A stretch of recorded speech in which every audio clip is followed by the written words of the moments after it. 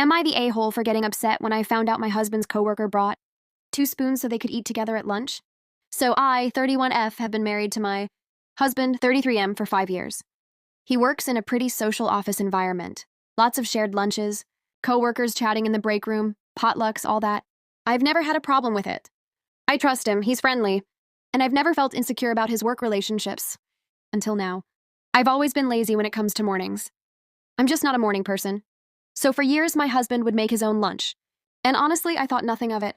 I appreciated it, but I also figured, hey, he's a grown man, he can pack a sandwich.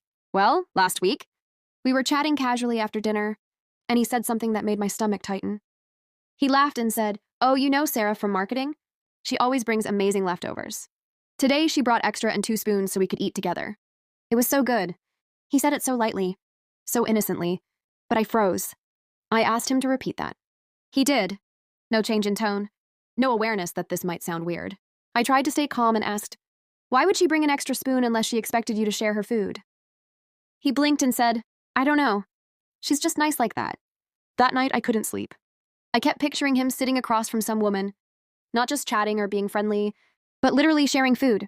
Not coworkers eating lunch next to each other, but sharing with 2 spoons from one container. It felt intimate, way more intimate than it should be. The next morning, I set my alarm for 4:50 a.m. I made him a fresh sandwich, snacks, a little container of pasta, even a sweet note. He looked surprised but happy. I didn't say anything. I just smiled and handed it to him.